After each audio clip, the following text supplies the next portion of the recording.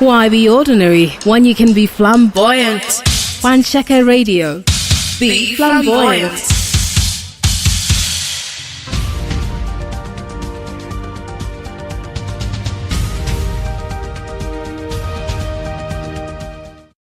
Good evening, and here are the major stories for today. Senate President Bukola Saraki is calling for an all-inclusive system of government that will combat Nigeria's struggles. Speaking on Saturday during a one-day working visit to Abia State in the company of other PDP senators, Saraki explained that one of the issues affecting the nation is leadership, stressing that Nigeria is struggling and suffering from inequality, injustice, and marginalization. The Senate President, who is also a presidential aspirant of the People's Democratic Party, while soliciting for support from the Abia resident, noted that he's qualified and ready to protect the country's democracy, just as he challenged fellow leaders on accountability and called for unity and national development. Less than 2 months to the end of his tenure, outgoing Ekiti State Governor Ayodele Fayose says his handover note is ready for scrutiny by persons making inquiries about his government. Contrary to reports, the governor is not cooperating with the transition committee set up by Governor-elect Kayode Fayemi. Fayose reportedly snubbed the request by the committee for certain records of his tenure, claiming the committee is illegal. The governor, in a statement by his special assistant on public communications and new media, Lere Olayinka, urged the governor-elect Fayemi to stop spreading falsehood about him or the finances of his administration. He also described as mere fabrication the claim that his government had accumulated a debt of 117 billion naira as against the 18 billion naira it inherited, insisting that Fayemi was already preparing excuses for his impending failure at the tribunal. Fayose maintained that the state government under him has no obligation to relate with any committee not empowered by law, and that the governor-elect should wait for the handing over note that will be handed over to him on October 16. Director General of the National Youth Service Corps, Zachary Kazaure, has disclosed that corps members' allowance will be increased as soon as the minimum wage of civil servants is increased. Kazaure spoke at the NYSC orientation camp in Isela-Oko, Delta State, while addressing the 2018 Batch B Stream 2 corps members, as he denied rumors of increments in the monthly allowances of serving corps members. According to him, corps members weren't different from civil servants, so whenever the minimum wage of civil servants is increased, increments in corps members' allowances will automatically be effected. The Director General assured that the NYSC is in collaboration with all security agencies to guarantee the safety of corps members in their various places of primary assignments. Sokoto State Governor Aminu Tambuwal has called on religious leaders in the country to stand firm against societal vices. The former Speaker of the House of Representatives made the call in his goodwill message during the annual Catholic Bishops' Conference held in Sokoto this weekend. He charged the clerics to stand firm as a bulwark against vices such as corruption, armed robbery, kidnapping, unconscionable shedding of innocent blood, and the wanton destruction of property by not only exposing perpetrators but sanctioning those within their folds. Tambuwal also called for unity and peaceful coexistence, noting that the geopolitical, socio-cultural, and ethno-religious composition of Nigeria shows that the country is not an accident because God does not, and indeed cannot make a mistake. End of quote.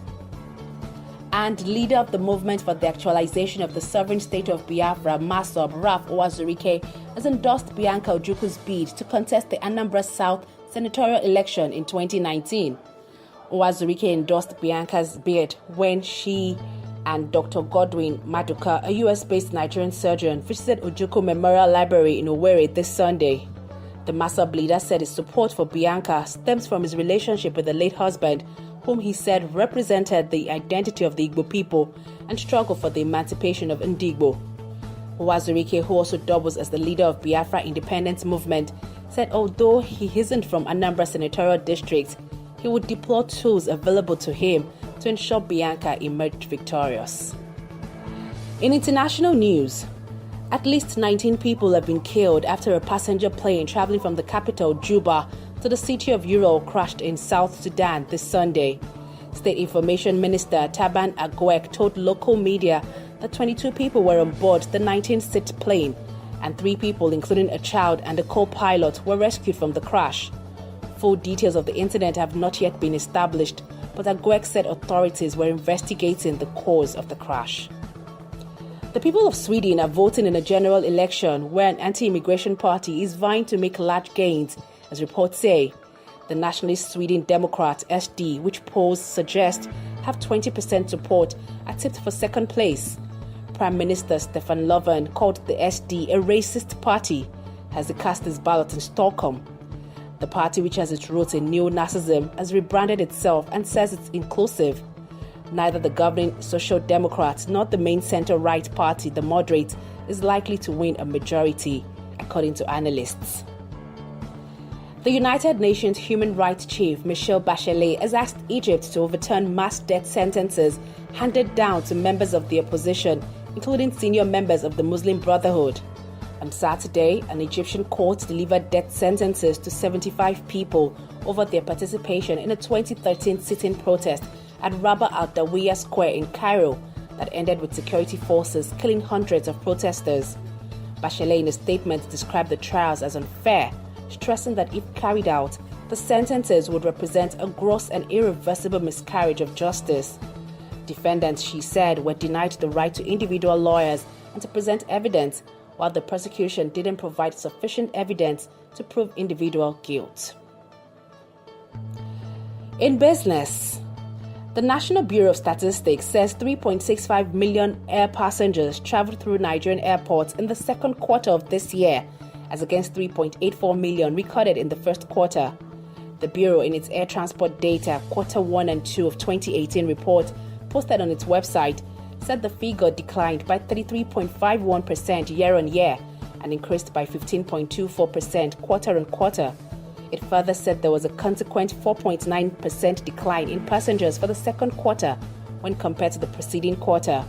According to the data, a growth of 25.6% was, however, recorded between the second quarter and the first quarter, while a 34.2% increase in total mail traffic was recorded in the first half of the year when compared to the same period in 2017.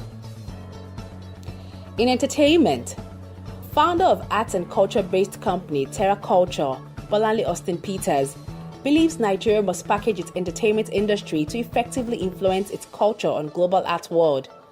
Austin Peters told newsmen in Lagos during an interview that the art world had become global, where cultural influences were drawn from all participants.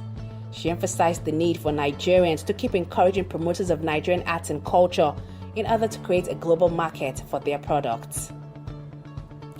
In sports, the Nigeria Volleyball Federation has released the final list of players that will compete at the Under-21 Men's African Nations Volleyball Championship in Nigeria. The 17th edition of the championship will take place from September 10 to 20 in Abuja. Technical Director of the Federation, Martin Malandi, said the selection, which is based on merit, includes players Patrick Davo, Bruno Tojuko, Ibrahim Adamu, Silvano Zakaria, Nwachukwu Anrize and Moses Ghana, among others, while head coach Elam Elishama, assistant coach Dennis Eleri and Anthony Tobundo, and trainer Anthony Tobundo will lead the team when the campaign begins. Malandi says he's satisfied with the preparations so far and is confident that Nigeria can win the championship. Mo Farah today won a record fifth Great North run in a course record of 59 minutes and 26 seconds in Newcastle. Farah earned his fifth win in a row in the race, with New Zealand's Jake Robertson's 31 seconds back in second.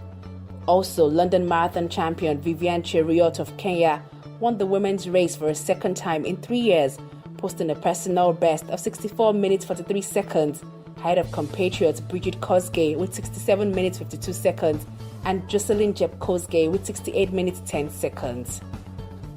And England defender Harry Maguire has signed a new 5-year contract with Leicester, as the club announced this Sunday. The 25-year-old joined Leicester from Hull in 2017 and played every minute of their Premier League campaign last season before helping England reach the World Cup semi-finals. In a statement posted on Leicester's website, Maguire says he's grateful to the club for an opportunity to play in the Premier League and the platform to display his talent. Those are the major stories for today. I am Binta Bhadmus.